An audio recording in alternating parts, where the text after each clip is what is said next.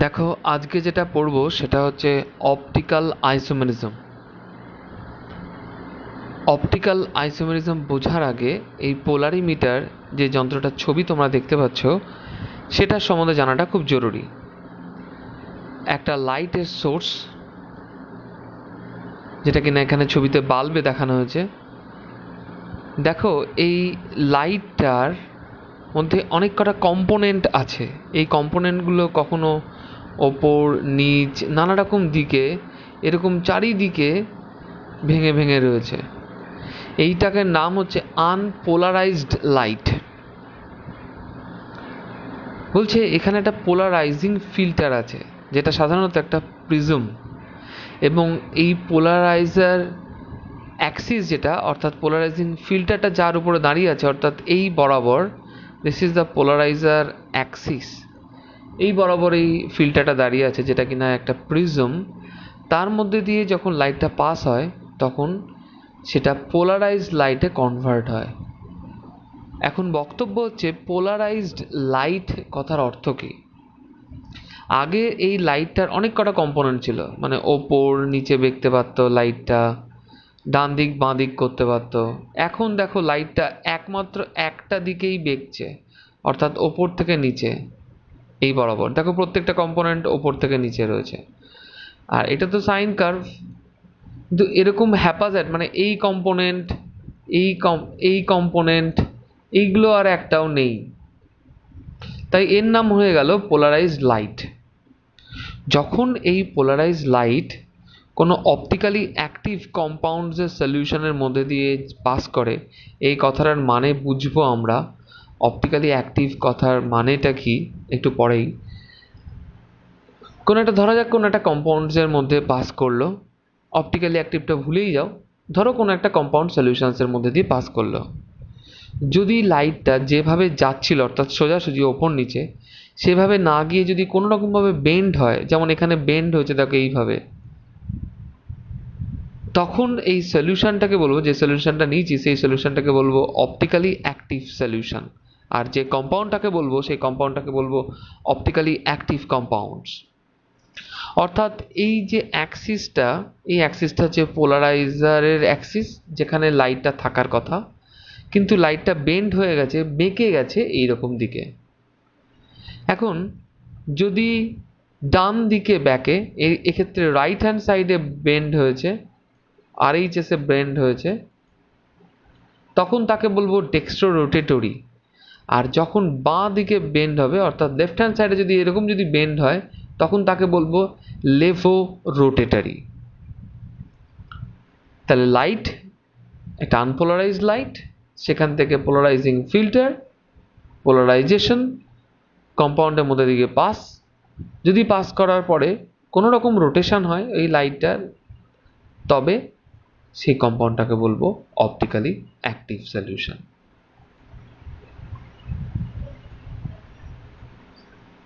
যেটা বলছিলাম যে দুরকম অপশনস হতে পারে।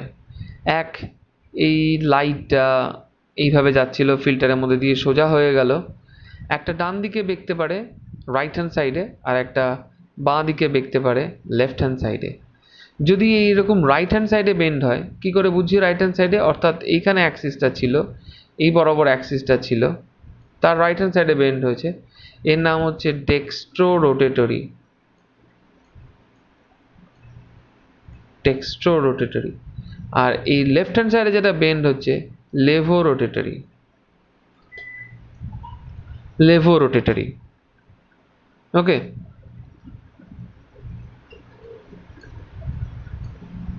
সুতরাং এটাই বলার, যদি কোনো বেন্ড না হয়, যদি কোনো কম্পাউন্ডসের ক্ষেত্রে বেন্ড না হয়, তাহলে তাকে বলবো অপটিক্যালি ইনঅ্যাক্টিভ কম্পাউন্ডস। এখন বক্তব্য হচ্ছে কারা অপটিক্যালি অ্যাক্টিভ কম্পাউন্ড। এইটা বোঝানোর জন্য তোমাদের কাছে আমি একটা হাতের ছবি তুলেছি। বলছে যেসব কম্পাউন্ডগুলো হ্যান্ডেডনেস শো করে, কি বললাম কথাটা, যেসব কম্পাউন্ডসগুলো হ্যান্ডেডনেস শো করে, মানে নন সুপার ইম্পোজেবল মিরর ইমেজ। আমি যদি এখানে একটা আয়না রাখি, তোমরা নিশ্চয়ই বুঝতে পারছো যে এইটার ছবিটা, মিরর ইমেজটা হচ্ছে এটা হচ্ছে মিরর, যেটা আমি এঁকে দিলাম। আর এইটার মিরর ইমেজ হচ্ছে এই হাতটা, এটা লেফট হ্যান্ড, এইটা রাইট হ্যান্ড। লেফট হ্যান্ডের মিরর ইমেজ হচ্ছে এইটা, কিন্তু এটা নন সুপার ইম্পসিবল। অর্থাৎ তুমি এই হাতটাকে কেটে এই হাতে যদি বসাতে চাও তাহলে কিন্তু বসবে না। কেন? তার কারণ এই আঙুলটা কিন্তু এই দিকে চলে আসবে, থাম্বটা, আর এই ফিঙ্গারটা এখানে চলে আসবে। তুমি যদি কাটার কথা ভাবো, একটু কেটে দেখাই যাক কি ঘটনা দাঁড়ায়। দেখো আমি কাটলাম, কেটে এইখানে ম্যাচ করাতে যাচ্ছি, দেখো কিরকম কিরকম ভাবে ম্যাচিংয়ে প্রবলেম হয়ে গেল। দেখো এইখানে ম্যাচিংয়ের একটা প্রবলেম হলো এই লাইনটায়।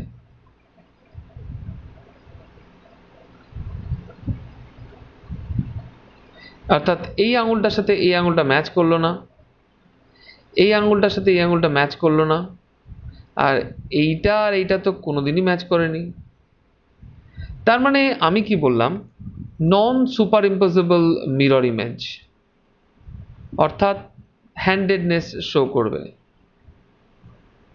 নন সুপার ইম্পসিবল মিরর ইমেজ মানে হাত ম্যাচ করবে না। পুরো কেটে তুমি যদি লাগাতে যাও ম্যাচ কিন্তু করবে না। এই থাম্ব কিন্তু ম্যাচ করবে না, আর লিটল ফিঙ্গার, ইন্ডেক্স ফিঙ্গার, এগুলো কিন্তু ম্যাচ করবে না।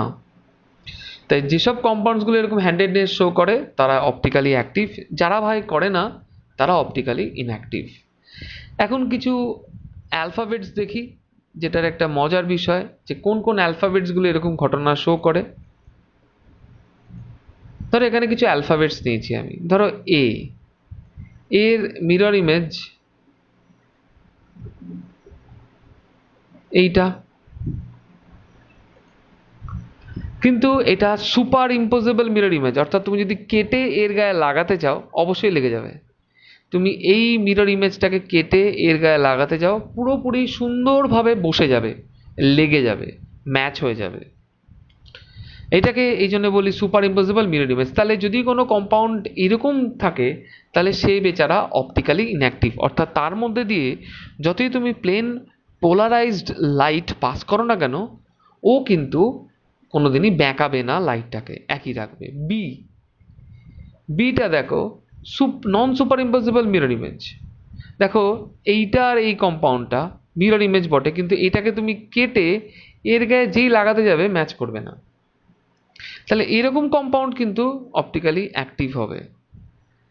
CO optically active, D optically active, E optically active, F active, G active, H optically inactive, I optically inactive, J active, K optically active, L active, M optically inactive, N optically active, O optically inactive, P active, Q inactive. কোথায়? এই লেজটাতে সমস্যা।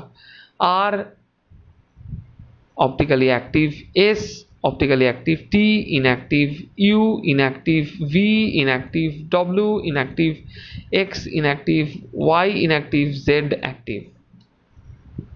তাহলে এই ছবির মাধ্যমে বোঝানোর চেষ্টা করলাম যে কারা কারা অপটিক্যালি অ্যাক্টিভ হয়, কারা হয় না। অর্থাৎ যারা নন সুপারইম্পোজেবল মিরর ইমেজ করবে তারা optically active. Non superimposable mirror image, non superimposable মানে কেটে ওর গায়ে বসানো যাবে না, লাইক হ্যান্ডেডনেস, হাতের মতন অবস্থা, বাঁ হাত আর ডান হাতের অবস্থা। এবার আমাদের শেখা জিনিসগুলো আমরা এখন কেমিস্ট্রিতে কাজে লাগাই। তো ভাই কেমিস্ট্রিতে প্রথমেই আছে আমাদের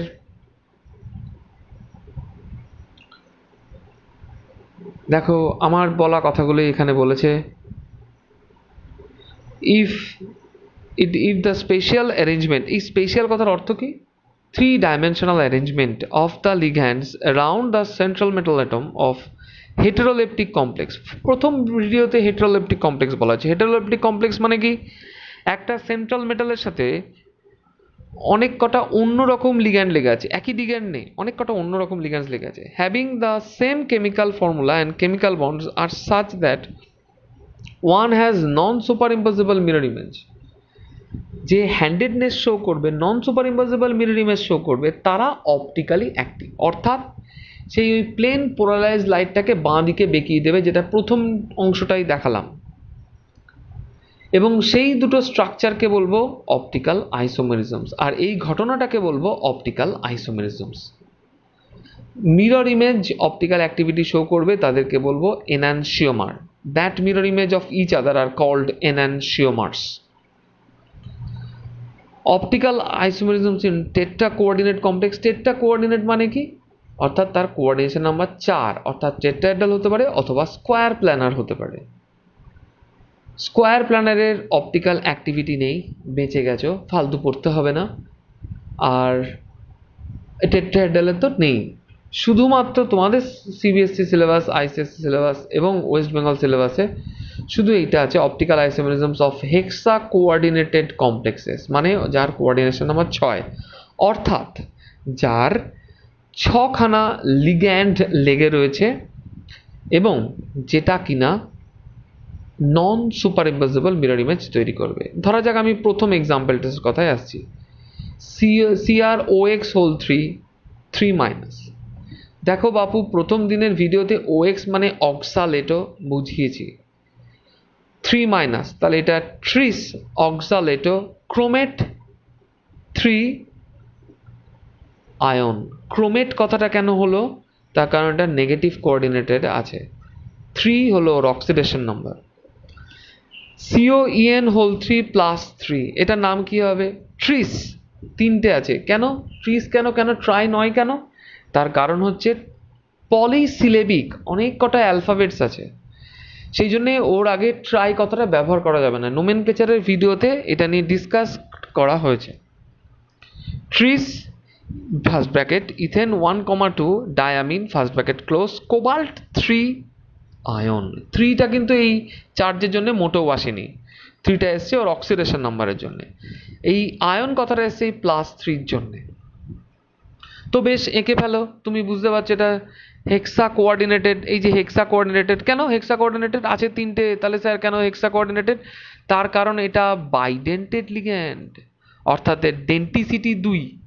আগের ভিডিওতে ডেন্টিসিটি লিগ্যান্ডস নিয়ে যে ভিডিও করা হয়েছে সেটাতে কিন্তু লেখা আছে ডেন্টিসিটি 2 মানে তার দুটো দাঁত আছে, দুটো দাঁত দিয়ে সে সেন্ট্রাল মেটালকে ধরে থাকবে। দুটো ডেন্টিসিটি ওয়ালা লিগ্যান্ড 3খানা আছে, তাহলে হেক্সা হলো 6খানা হয়ে গেল।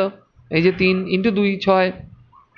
বেশ, তাহলে আঁকলাম কি? কোবাল্ট। এইগুলোতে হাত রয়েছে দুটো, ethane 1,2 diamine, ethane 1,2 diamine, ethane 1,2 diamine. দেখো ছবি দিয়ে দিয়েছে, কীভাবে আঁকতে হয় আগের দিন কিন্তু বলেছি। দেখো আগের দিন এটা কিন্তু বুঝিয়েছি, এই জায়গাটা কিন্তু আগের দিন বুঝিয়েছি ভাই আগের ভিডিওটায়। এই দেখো ethane 1,2 diamine, NH2 NH2 CH2 CH2, এইটাকে পাঞ্চ করলে ইথেন 1,2 ডায়ামিন EN হয়। আগের দিন কিন্তু ব্যাপারটা বলেছি, সেজন্যে এইখানে ইথেন 1,2 ডায়ামিন। এবার এটা তুমি মিরর ফেলো, মিরর ফেললে এরকম হবে। এটা এখানে এই ইথেনটা এরকম ভাবে আসবে। খেয়াল করো, তুমি যদি এই পার্টটাকে যদি তুমি কেটে এর গায়ে চাপাতে যাও, আসবে? আসবে না। কোনটায় অসুবিধা হবে? এই ইথেন 1,2 ডায়ামিনটা এই জায়গাটায় অসুবিধা হবে। বলে কাটি, হ্যাঁ কাটি, কেটে দিয়ে তোমাকে দেখাই। ধরো কাটছি, হ্যাঁ এই যে নিয়ে যাচ্ছি, দেখো ম্যাচ করবে না। দেখো এই ইথেনে কিন্তু সমস্যা তৈরি হয়ে গেল। তাহলে এই দুটো পেয়ারকে কিন্তু বলবো আমরা এনানশিওমার্স। এর মধ্যে একটা ডেক্সট্রো একটা লেভো হবে। বলে কি করে বুঝবো কোনটা ডেক্সট্রো কোনটা লেভো? কেউ বুঝতে পারবে না, স্বয়ং ঈশ্বর একমাত্র বুঝতে পারবেন, আর এক্সপেরিমেন্ট বুঝতে পারবে। এক্সপেরিমেন্ট ছাড়া কিন্তু কোনোটাই ডেক্সট্রো কোনোটাই লিভো বলা অসম্ভব। সুতরাং ওটা লেখারও চেষ্টা করবে না। স্ট্রাকচার দেখে কোনটা ডেক্সট্রো কোনটা লেভো বোঝা সম্ভব না, বিকজ পোলারিমিটার যন্ত্র ছাড়া কে কোন দিকে বেঁকছে সেটা কিন্তু জানি না। যদি ডান দিকে বেঁকে ডেক্সট্রো, বাঁ দিকে বেঁকলে লিভো। দেখো complexes of M A2 B2 type, অর্থাৎ এইরকম COEN whole two Cl2 plus bis ethane 1,2 diamine dichlorido cobalt 3 ion, এই প্লাসটার জন্য আয়ন। দেখো বাপু সে হেক্সা কোঅর্ডিনেটেড কেন হইল? তার কারণ এটা 2, এটা বাইডেন্টেড অর্থাৎ দুখানা দাঁত আছে, আবার দুজন আছে, তাহলে 4টে দাঁত হয়ে গেল। আর ক্লোরিন একটা দাঁত অর্থাৎ মোনোডেন্টেড, তা সে আবার দুটো আছে, তাহলে 4+2 হেক্সাডেন্টেড, তাই তো? হেক্সা কোঅর্ডিনেটেড কমপ্লেক্স। ইএন ইএন দুখানা আছে, দুটো ক্লোরিন, এটা কি ভাই? সিস। যদি উল্টো দিকে রাখতাম ট্রান্স। যখন অপটিক্যাল আইসোমেরিজমস করব, আগের ভিডিওটা সিস ট্রান্সটাও কিন্তু মাথায় রাখতে হবে। তাহলে এটা কিন্তু অলরেডি সিস হবে এবং ট্রান্সও হবে। সিসটা ফার্স্টে নিলাম, তার মিরর ফেললাম। অবশ্যই সিসটা অপটিক্যালি অ্যাক্টিভ। কেন? কারণ আমি এটাকে যদি আবার আগের মতন কেটে আনতে চাই, এই যে এটাকে যদি কেটে আনতে চাই, তাহলে কিন্তু ম্যাচ করবে না ভাইটি। তার কারণ এখানে এই জায়গাটা দেখো ইএন নেই, এখানে কিন্তু ইএন আছে। আমি যদি কেটে ম্যাচ করে দেখানোর চেষ্টা করে দেখি, দেখো এটা সুপার ইম্পোজেবল মিরর ইমেজ, নিশ্চয়ই দেখতে পাচ্ছ। নন সুপার ইম্পোজেবল মিরর ইমেজ, অর্থাৎ মিরর ইমেজ নিজেদের মধ্যে, কিন্তু ওরা কাটলে আসবে না। এই জায়গাটাকে যদি কেটে এর গায়ে চাপাতে চাই, চাপবে না। অর্থাৎ চাপাচ্ছি, টেনে কেটে নিয়ে যাচ্ছি, চাপছে না। ক্লোরিন ক্লোরিন চাপলো, দেখো ইএন ইএন কিন্তু চাপেনি, দেখলে? আবার কেটে নিয়ে যাচ্ছি, ইএন ইএন চাপেনি। ক্লোরিন ক্লোরিন ক্লোরিন একটা ক্লোরিন চেপেছে, আর একটা ক্লোরিন কিন্তু চাপেনি।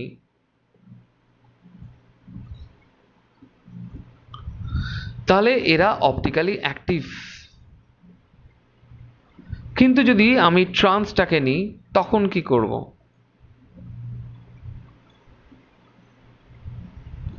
ট্রান্সটার কি দশা দেখো, এইটা হচ্ছে ট্রান্স আইসোমার। দেখো এ কিন্তু এর মিরর ইমেজ, এটাকে আয়না ফেলো, মনের আয়না দিয়ে দেখার চেষ্টা করো যে এইটার মিরর ইমেজ এটা হবে, কিন্তু এটাকে কাটলে কিন্তু এর গায়ে পুরোপুরি চেপে যাবে, সুন্দর চেপে যাবে। অর্থাৎ এটা কিন্তু সুপার ইম্পসিবল মিরর ইমেজ। কথাটা দেখো ভাইটি, লেখা আছে সুপার ইম্পসিবল মিরর ইমেজ। তুমি যদি এটাকে কেটে ওর গায়ে চাপাতে যাও, এই যে কাটবো, পুরোপুরি চেপে যাবে, সুপার ইম্পোজ করে। দেখো ক্লোরিন ক্লোরিন সুন্দর চাপলো, এই যে সুন্দর চেপে গেল, এই যে চাপলো। আবার দেখো ইএন ইএন দারুণভাবে চেপে যাবে, আবার দেখো এদিকে ইএন ইএন দারুণভাবে চেপে যাবে, নিশ্চয়ই দেখতে পাচ্ছ। So this is the super impossible and non super impossible mirror. তাহলে এই, তার মানে কি, এই যে আমার অপশনটা আছে, অর্থাৎ COEN হোল টু Cl2, এর সিস আইসোমারটা অপটিক্যালি অ্যাক্টিভ। ও এ এভাবে লিখছি। পরীক্ষার হলে জীবনেও ও এ লেখার চেষ্টা করো না, তাহলে ORS খেতে হবে। আর এইটা অপটিক্যালি ইনঅ্যাক্টিভ, ও আই লিখছি। কেন? কারণ এটা সুপার ইম্পসিবল মিরর ইমেজ বানিয়েছে, সুপার ইম্পসিবল মিরর ইমেজ বানিয়েছে।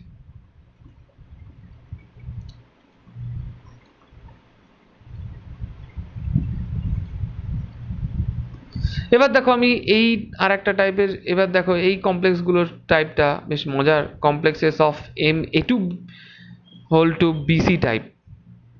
দেখো এটার কিন্তু ট্রান্স আইসোমার সবসময় অপটিক্যালি ইনঅ্যাক্টিভ। কেন?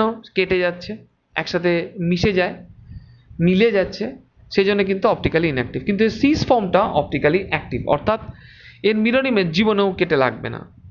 দেখো এই সেই এক্সাম্পলসটা এখানে দিচ্ছি, এটার মিরর ইমেজ নিশ্চয়ই এইটা কেটে লাগছে, লাগছে না। কিন্তু এইটার তুমি যদি মিরর ইমেজ করো, এটার মিরর ইমেজ অফকোর্স এইটা। দেখো এইটাকে তুমি কেটে ধরো, কেটে ধরে এর গায়ে চাপাও, দেখো লেগে যাবে, লাগবে না।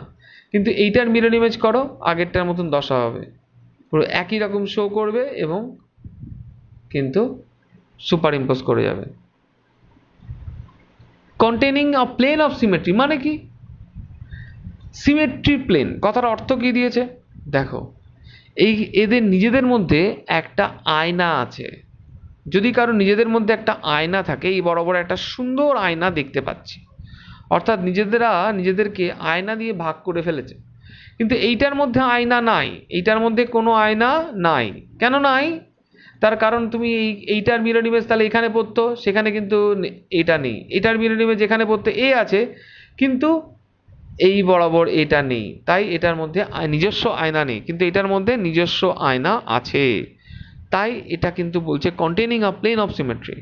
একটা ছোট্ট ট্রিক্স, যদি কারোর নিজস্ব আয়না থাকে তাহলে তাকে মিরর ইমেজ ফেললে সুপার ইম্পসিবল মিরর ইমেজই কিন্তু বানাবে, অর্থাৎ optically inactive. COCl2 En whole NH3 whole 2। দেখো ভাই, এটা সিস ফর্ম, ওর Cl সিস ফর্মে আছে। এটার মিরর ইমেজ এইটা, এটার মিরর। পরীক্ষার হলে মিররটা এঁকে দেখাবে।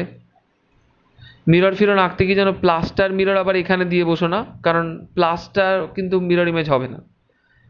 ওকে, মানে কেউ যেন ভুল করে আবার এই প্লাসটার মিরর ইমেজ যেন এখানে যেন প্লাস লিখে দিও না, প্লাস একদম সেই কোনায় কোনায় লিখতে হবে, এটার কিন্তু মিরর ইমেজ হয় না। আর চেষ্টা করো তোমাদের এনসিইআরটি বইতে এরকম এরকম ফুল ব্র্যাকেট এরকম দেওয়া নেই, তোমাদের এনসিইআরটি বইতে এরকম সুন্দর একটা ব্র্যাকেট দেওয়া আছে এবং এরকমভাবে দেওয়া আছে, সুতরাং সেটাকে ফলো করার চেষ্টা করো। A pair of enantiomers of cis isomers optically active। কেন অ্যাক্টিভ? বিকজ ওরা নন সুপার ইম্পসিবল মিরর ইমেজ বানাচ্ছে। এবার দেখো, এটা অপটিক্যালি ইনঅ্যাক্টিভ, কারণ এর যদি তুমি মিরর ইমেজ করো তাহলে কিন্তু এইটা CO, এদিকে CL থাকবে,